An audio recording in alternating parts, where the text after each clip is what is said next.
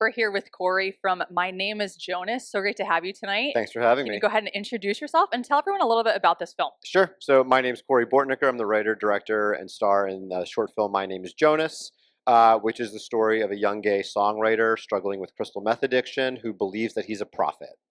Wow. So why this storyline? Why tell this now? Yeah. So this story is a very personal one. This story is based on my own experience as a queer person in recovery from crystal meth addiction. Wow. So for 10 years of my life, drug addiction was a major part of my life. Wow. It sort of culminated when I met someone who suggested maybe I should write about the experience. I started to tell this story, and so My Name is Jonas, this short film, is a proof of concept for what I imagine would be a television series about a young gay kid who grows up in suburban Pennsylvania, moves to New York City to pursue his dream of becoming a musician, gets caught up in the underground gay crystal meth scene, and then meets God and finds out that he's a prophet. Simple story. Wow. That is incredible. Thanks. So do you feel like when you tell this story, people are potentially living out that same story and seeing, oh my gosh, he got out, he's living a better life, that could be me? Do you feel like people are looking at that and saying that could potentially that could actually happen? I mean, I certainly hope so. Yeah, that's what I hope. I think, there's a lot of amazing stories about addiction and recovery that are out there. Okay. And I think, look, my story is just my story. And I do hope that it starts a conversation Yes. around addiction and mental illness, and specifically in the queer community. Right. Yeah, absolutely. I think that I want the story to be one of that inspires Yes. hope, and that also, asks provocative questions about, all of our addictions to technology and to drugs and to things like that. Yes. So That's so impactful.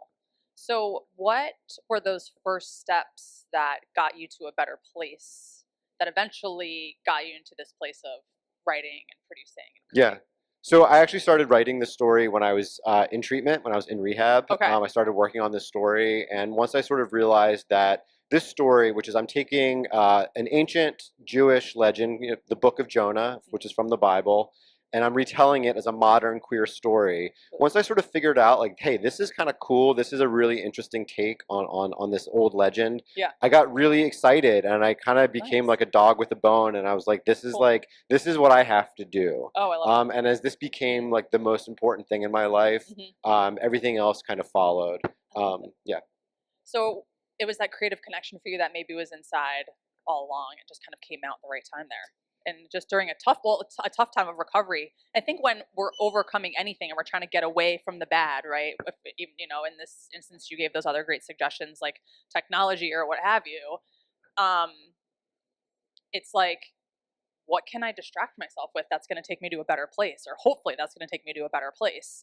And I think that's just a really interesting component that it might be obvious, but like we forget that, and creativity is always there. Like that's always like one of the suggestions. It's like, all right, let's get away from that and let's, start writing, start journaling, start painting, start knitting, start crafting, doing something like that. That's just going to take you completely out into a new place. And then it's like, who knows what can flourish from there? Who knows what next steps or what other connections will come from there. Absolutely. So that's a really cool component. So this is your first time at FirstGlance. Yep. Are you you're taking this on the festival trail?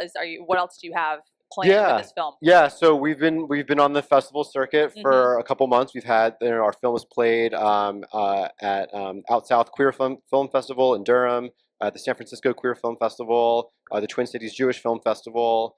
We were just up in New York last week. Really this is a homecoming for us. I live around the corner, Nice. So like being in Philadelphia is like absolutely amazing, and I'm so grateful that this festival created a home for us, because my friends, my family, everyone's going to be here tomorrow. Oh, and nice.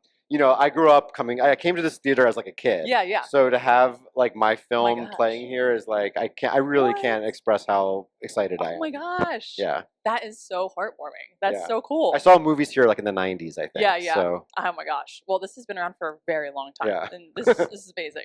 Oh my gosh, I love it. So if someone's watching today and they just need a little bit of inspiration to maybe get that project off the ground, what can you tell them? What advice can you give? I just, look, I think if you just believe in your story and you feel in your bones like this is what, this is what I meant to do, like I meant to tell this story, Yeah. everything else just will fall into place. Mm-hmm. Like take risks, go for it, write what you believe. People say write what you know. I mean, what else can you do? Like you Sure. have to do that. So yeah, I think that's all I got. I Yeah. love it. I love it so much. Well, congratulations on this amazing story. Thank you. It's amazing to be here and be back into your stomping grounds. Thanks so much. Have a Thank great time you. this weekend. Thanks.